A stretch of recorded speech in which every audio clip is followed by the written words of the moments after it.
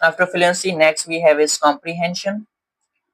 Comprehension की definition की बात करें, कॉम्प्रीहेंशन का मतलब होता है अंडरस्टैंड करना चीजों को, समझना, समझने के साथ साथ इंटरप्रेट करना, मीन्स की एक्सप्लेनेशन देना, एंड कंस्ट्रक्ट मीनिंग, और मीनिंग जो है वो फॉर्म करना, बनाना from the written text, written text के अंदर से।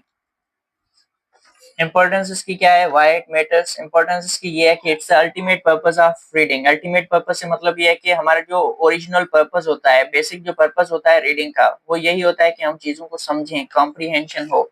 सो ये अल्टीमेट पर्पस है रीडिंग का। दूसरा हमारे पास ये है कि सपोर्ट्स क्रिटिकल थिंकिंग, हमारे पास क्रिटिकल थिंकिंग को इम्प्रूव करता है, ठीक है, क्रिटिकल थिंकिंग को इम्प्रूव करता है, रीजनिंग को इम्प्रूव करता है, एंड लाइफ लॉन्ग लर्निंग को सपोर्ट करती है कॉम्प्रीहेंशन। सो ये हमारे पास इंपॉर्टेंस और डेफिनेशन है कॉम्प्रीहेंशन की। आगे देखेंगे टाइप्स ऑफ कॉम्प्रीहेंशन। टाइप्स कौन से हैं कॉम्प्रीहेंशन के, literal, recalling facts and details, means की चीजों को हमने याद किया, उनको रिकॉल कर रहे हैं, ठीक है, फैक्ट्स हैं, डिटेल्स हैं, उनको माइंड के अंदर हम याद कर पा रहे हैं। तो एक तो इस तरह की कॉम्प्रीहेंशन होती है, समझना, फैक्ट्स और डिटेल्स को रिकॉल कर पाना। दूसरा हमारे पास होती है इन्फेरेंशियल कॉम्प्रीहेंशन। इसके अंदर हम लॉजिकल गैसेस का यूज करते हैं, इन्फेरेंसेस, गैसेस का यूज करना, अंदाज लगाना और कंक्लूजन फॉर्म करना, ठीक है, कंक्लूड करना चीजों को, इस तरह की कॉम्प्रीहेंशन भी हम करते हैं। और तीसरी होती है एवोल्यूटिव, जिसके अंदर हम टेक्स्ट पर्पस को जज कर रहे होते हैं कि टेक्स्ट का पर्पस क्या है, टेक्स्ट की क्वालिटी क्या है, बायस क्या है, किस चीज से रिलेटेड जो है वो टेक्स्ट हमारे पास मौजूद है। सो ये सारी चीजें जो है हम देखते हैं कॉम्प्रीहेंशन के अंदर। तीन टाइप्स की कॉम्प्रीहेंशन है, लिटरल, फैक्ट्स और डिटेल्स रिलेटेड है, इन्फेरेंशियल, गैसेस से और कंक्लूजन से रिलेटेड है, एवोल्यूटिव, जजिंग से रिलेटेड है, पर्पस जज करते हैं टेक्स्ट का, क्वालिटी और बायस मींस के किस चीज से रिलेटेड, किस चीज से, बायस मींस किस चीज से रिलेटेड टेक्स्ट है वो हमने पढ़ा है। सो ये कुछ चीजें जो हमारे पास आ जाती हैं टाइप्स ऑफ कॉम्प्रीहेंशन के अंदर। हाँ, सो बायस के अंदर बेसिकली हम बात ये कर रहे होते हैं कि किस तरह की लैंग्वेज यूज की गई और किस तरह की बातें की गई हैं, ये चीजें हम देखते हैं टाइप्स ऑफ कॉम्प्रीहेंशन में। नेक्स्ट हमारे पास है स्किल्स इन्वॉल्व कॉम्प्रीहेंशन के अंदर कौन कौन सी स्किल्स इन्वॉल्व हैं। एक्टिवेटिंग प्रायर नॉलेज, हमारी प्रायर नॉलेज का रोल होता है, ठीक है, कॉम्प्रीहेंशन में, चीजों को समझने में। मेकिंग प्रिडिक्शंस, प्रिडिक्शंस करते हैं हम कॉम्प्रीहेंशन के बेसिस पे कि क्या होने वाला है, नेक्स्ट स्टेप्स क्या हैं। और asking and answering questions, questions हम पूछते हैं और पूछने के साथ साथ, क्वेश्चंस पूछने के साथ साथ जो है वो हम उनकी आंसरिंग की बात करते हैं, तो आंसरिंग जो है वो भी आ जाती है यहाँ पर, ठीक है, तो ये सारी चीजें भी होती हैं।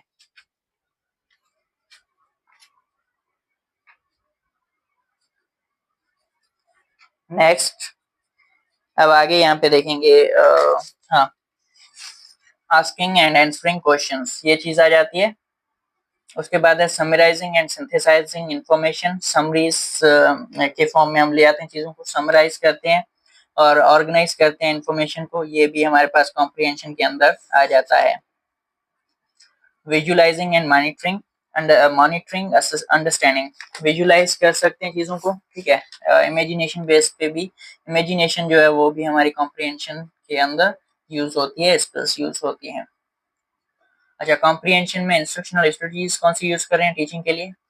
Think allowed modelling, think allowed में ये है कि टीचर या स्टूडेंट्स जो वो क्या कर रहे हैं, जो भी चीजें समझ रहे हैं रीडिंग के साथ साथ, और जो उनके थॉट्स हैं, मीन्स कि वो क्या समझ रहे हैं, वो समझने वाली चीजें हैं उनको भी साथ साथ एक्सप्लेन कर रहे हैं। जैसे कि कोई रीडिंग कर रहा है, टीचर है वो रीडिंग कर रहा है टेक्स्ट में, अब रीडिंग के दौरान कोई टेक्स्ट के अंदर बात आ गई और उस बात में टीचर ने क्या समझा, ठीक है, वो क्या सोच रहा है उसके बारे में, उसके खुद के व्यूज क्या हैं, थॉट्स क्या हैं, वो वहां पे टेक्स्ट रीड करके रुकता है और अपने थॉट्स जो है वो उनको एक्सप्लेन करता है। तो ये जो है यहाँ पे थिंक अलाउड मॉडलिंग जो है ये भी यूज हो सकती है हमारे पास। दूसरा है हमारे पास ग्राफिक ऑर्गेनाइजर्स, विजुअल टूल्स का हम यूज कर सकते हैं, diagrams, story maps, flow charts वगैरह, इस तरह की चीजें जो है उनमें ऑर्गेनाइज करना डेटा को, जैसे यहाँ पे सेंटर पे टॉपिक लिख लिया और साइड में पॉइंट्स लिख लें ऑर्गेनाइज करके, तो इस तरह की चीजें जो वो भी हम कर सकते हैं। क्वेश्चन आंसर रिलेशनशिप, तो ये भी हम एक स्ट्रेटेजी यूज कर सकते हैं क्वेश्चन आंसर रिलेशनशिप्स वाली।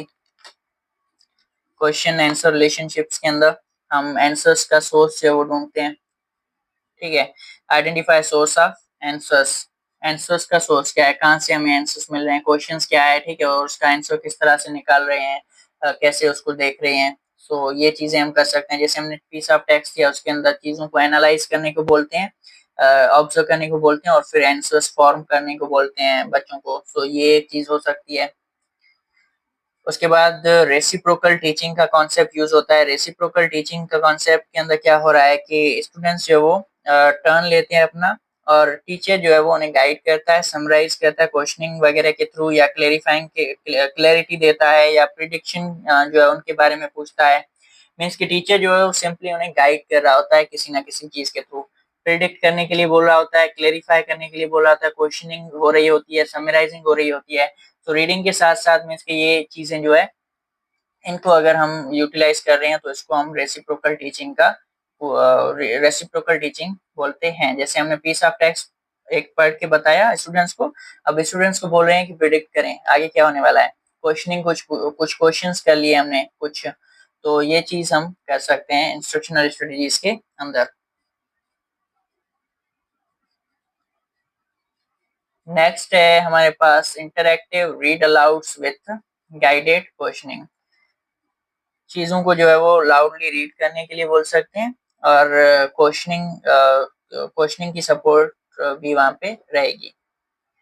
असेसमेंट की बात करेंगे, कॉम्प्रिहेंशन क्विजेज हमारे पास हैं, वो हम कर सकते हैं। एमसीक्यूज बेस्ड चीजें जो है वो उनके थ्रू कर सकते हैं असेसमेंट, या क्वेश्चनिंग जो है उसका यूज करके असेसमेंट कर सकते हैं। दूसरा, ओरल और रिटन समरीज के बारे में पूछ सकते हैं, ठीक है, हमने समरी पूछी टेक्स्ट की, ये कर सकते हैं, या फिर रिटन में हमने समरी लिखने के लिए बोल दिया, ये भी इसके थ्रू भी असेसमेंट कर सकते हैं। और फिर है response to reading task, book talks और एसेज वगैरह, हमने ऐसे लिखने के लिए बोल दिया, या बुक्स बच्चों ने कोई रीड किया है उस पर उनकी जो अंडरस्टैंडिंग है वो शेयर करने के लिए बोल दी कि उन्होंने क्या चीजें अंडरस्टैंड की हैं, एक्सपीरियंस उनका क्या रहा है, कौन कौन सी मेजर पॉइंट्स हैं वो बुक्स के अंदर रीड की हुई हैं। सो इस तरह की चीजें जो है वो भी हम कर सकते हैं। मीन्स के बुक रीड करने के लिए बोला, आर्टिकल रीड करने के लिए बोला, ऐसे रीड करने के लिए बोला, और इस तरह से हमने चीजें जो है वो उन्हें पढ़ने के लिए दी, और पढ़ने के बाद हम उनसे उनके व्यूज ले रहे हैं, रिस्पॉन्स उनका क्या है उन रीडिंग टास्क टास्क के ऊपर, उन्होंने क्या क्या सीखा, क्या मेजर पॉइंट्स थी, क्या था, एक्स वाई जी सारी चीजें हम जो है वो पूछते हैं, और उसके थ्रू कॉम्प्रिहेंशन असेस कर सकते हैं। ओके, सो हमारे पास ये थे 5 कंपोनेंट्स ऑफ रीडिंग। लेक्चर काफी लंबा है, डेप्थ के अंदर चीजें जो कवर की गई हैं, ट्राई किया है कि चीजों को जो है ज्यादा एक्सप्लेन करूं, समझाने की कोशिश की है। लेक्चर लंबा हो गया है, बट स्टिल वेल, यहाँ पे अब लेक्चर को एंड करेंगे। और यही हमारे पास 5 कंपोनेंट्स थे। कंपोनेंट सिर्फ क्या है ये चीज नहीं देखी है हमने, साथ साथ असेसमेंट के हवाले से कुछ चीजें देखी हैं, इंस्ट्रक्शनल स्ट्रेटजीज भी देखी हैं। सो मैं इसके टीचिंग के हवाले से भी इसको परफेक्टली क्लियर किया है कि ये चीजें होती क्या हैं, और उसके साथ साथ हम टीचिंग के अंदर इन कॉन्सेप्ट को किस तरह से यूज कर रहे हैं, असेस किस तरह से कर रहे हैं, इसके टाइप्स वगैरह बहुत सारी चीजें हैं। सो सिर्फ इसकी जो थ्योरेटिकल चीजें हैं वो आपको मिल चुकी हैं, इम्प्लीमेंटेशन के लिए भी थ्योरी जो है वो मिल चुकी है, बाकी इसको यूटिलाइज करना, प्रैक्टिकली करना, वो आप कर पाएंगे अच्छे से अब। सो यही है हमारा आज का video lecture about components of reading. Okay, thank you, आज के लिए इतना ही।